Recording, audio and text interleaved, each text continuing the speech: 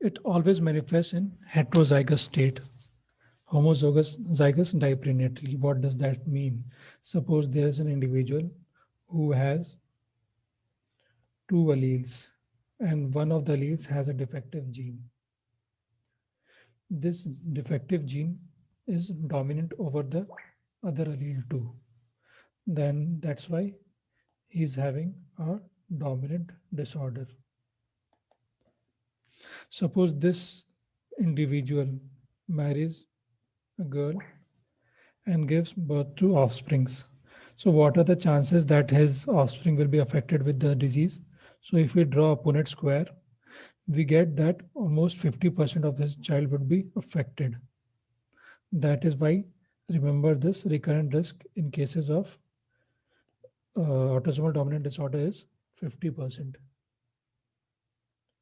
Okay. So two important terms related to autosomal dominant disorders are it has variable expression and reduced penetrance. What does this mean? What is reduced penetrance and what is variable expression?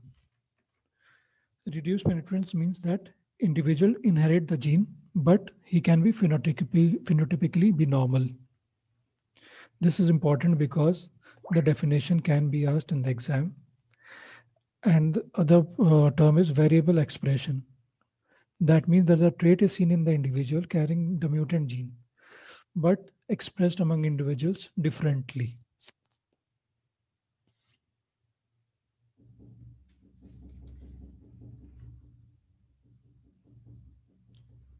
Okay, so now coming on to the other slide. So what are the examples of autosomal dominant disorders? The autosomal dominant disorders are a few in number which are very important. Few examples which are very important are achondroplasia, Huntington's disease, and Marfan syndrome, and neurofibromatosis type 1 and 2, Noonan syndrome, and tuberous sclerosis. Please remember Noonan syndrome. I don't know, people get often confused that Noonan syndrome is not an autosomal dominant disorder. It can be autosomal recessive or it can be X-linked. But do remember, Noonan syndrome is an autosomal dominant disorder with chromosome 1 number 12.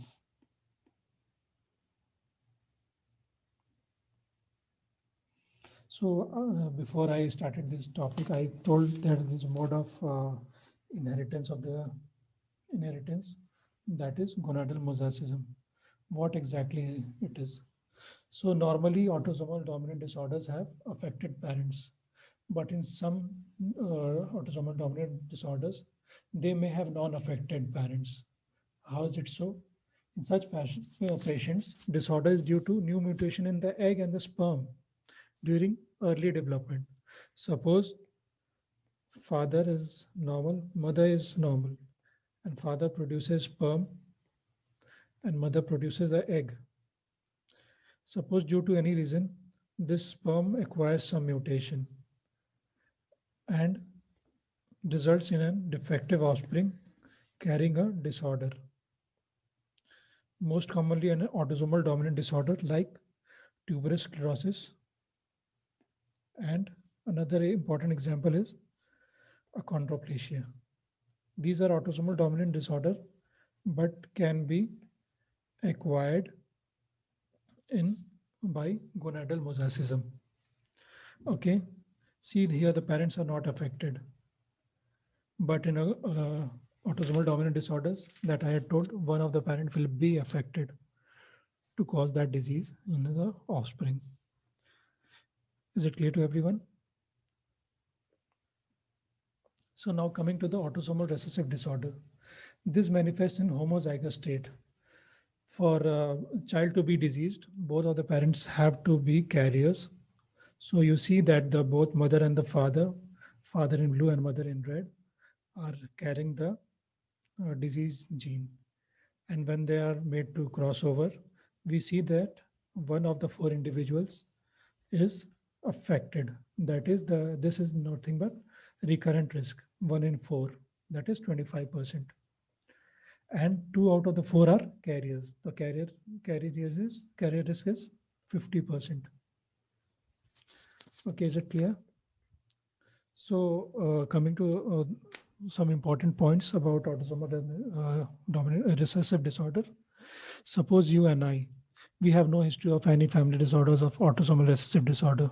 So we carry only the background population carrier risk. For example, cystic fibrosis is very predominant in UK. They say the normal population carries a risk of 1 in 25.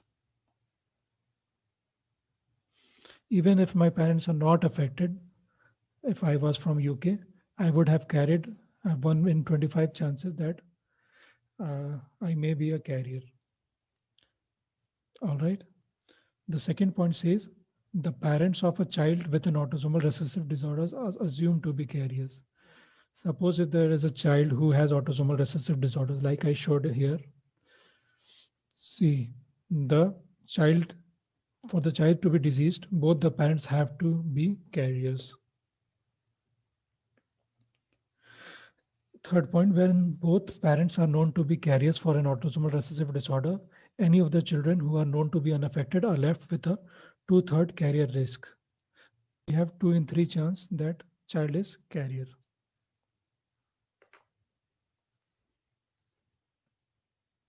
These are the examples of autosomal recessive disorders. Suppose in exam, if you get something like that, if a question comes, what is the mode of inheritance of this disorder? And you have no idea about whether it is autosomal dominant, autosomal recessive. Rest X-linked dominant and X-linked recessive are few in number. You can remember them. And suppose you are very unsure whether it is autosomal dominant recessive. There is a general rule, which a trick which I follow. So if the disorder is due to enzyme involvement because of defective enzyme, it is mostly autosomal recessive. Okay, and if it is due to defect in the structural protein, it is mostly autosomal dominant. For example, alkaptonuria, Friedreich ataxia, phenylketonuria, galactosemia. These have enzyme defects. That's why they are autosomal recessive. And similarly, you can check the list of the autosomal dominant disorder. So X-linked dominant disorders, you need to remember there's no male-to-male transmission. In fact, there's no male-to-male transmission in all of the disease except autosomal dominant disorder and Y-linked disorders. Luckily, Y-linked disorders is not asked in the exams, so you can ignore it. So just remember that autosomal dominant disorders have male-to-male transmission, the rest do not have that. And the females are affected twice as that of males. How? Let me show you. For in X-linked dominant disorders, both male and both females can be affected. Suppose in the first example, the mom is diseased. Okay, so you can see the mom is carrying the defective gene. So if he's made to cross match with a dad who is apparently normal, I mean genotypically normal, then we get that 50% of the male and 50% of the females turn to be affected. If in the exams, if you forget this thing, you always try to draw a Punnett square and make a crossover them, and you can check what are the chances. Suppose if I had forgotten what is the risk, then you could have simply drawn this and put that this disease on mom, and then you can cross match and see how much are affected and how many are not. So you can see here that one out of the two females and one out of the two males are affected. So mom will carry this disease to half of his son and half of his mother. Okay. So now coming to the second scenario. Here you see the mom is all right and the dad is diseased. So he's carrying a X-linked dominant disorder on X chromosome. So when you cross over, you get to see that only the daughters are being affected. So here you see that the dad transfers this disease to only females, and all the males are all right, not affected. So we say that overall we can say that females are affected twice as that of males, and all daughters of affected male are affected. All offsprings of an affected female has 50% chances of being affected. What are the examples? These examples are very important. They are just few in number. Incontinentia pigmenti, Rett syndrome, hypophosphatemic rickets, see it's very important, and Alport syndrome. So if someone asks you what is the most common mode of inheritance of Rett syndrome, X-linked dominant disorder or sporadic, which is more common? So sporadic is always more common. If they ask you what is the genetic mode of most common genetic mode of transfer, then it is X-linked dominant.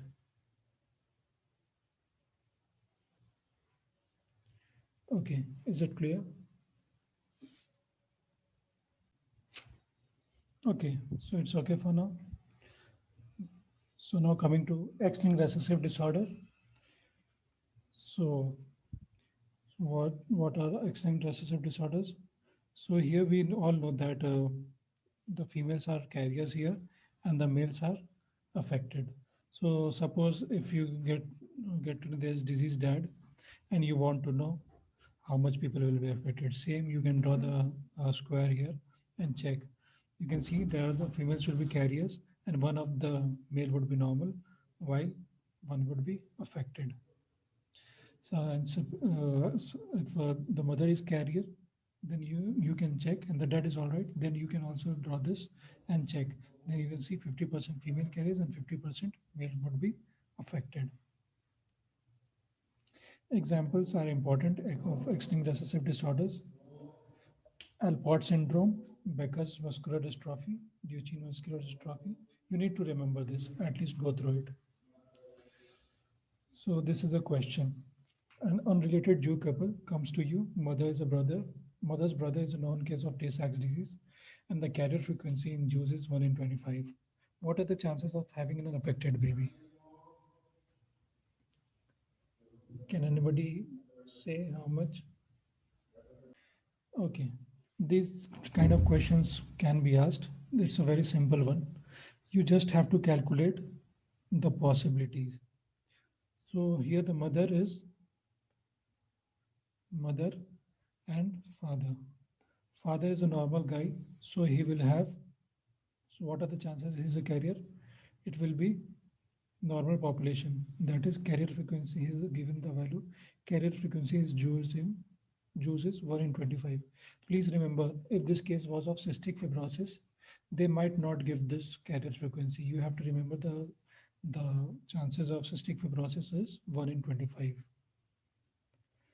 Okay, so what are the chances that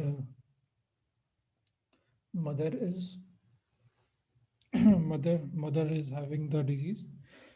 Sorry, mother is carrier.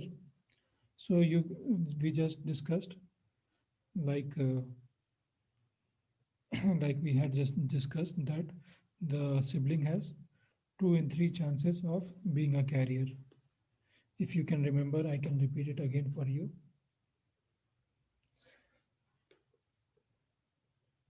In cases of autosomal recessive disorder.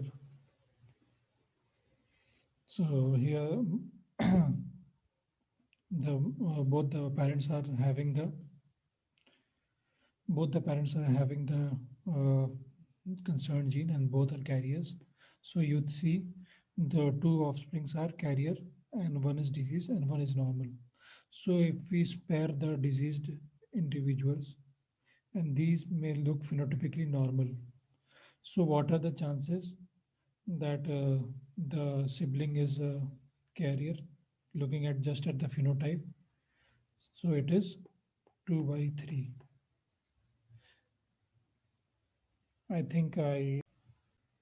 So coming back to the question now. So what are the chances that father is a carrier?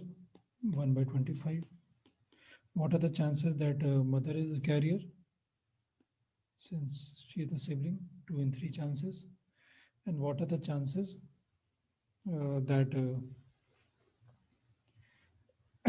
that the baby will be affected? We all know for autosomal recessive disorder, it is 25%, that is 1 in 4. So we multiply these three values and we get the answer. So you see, this is a very simple one.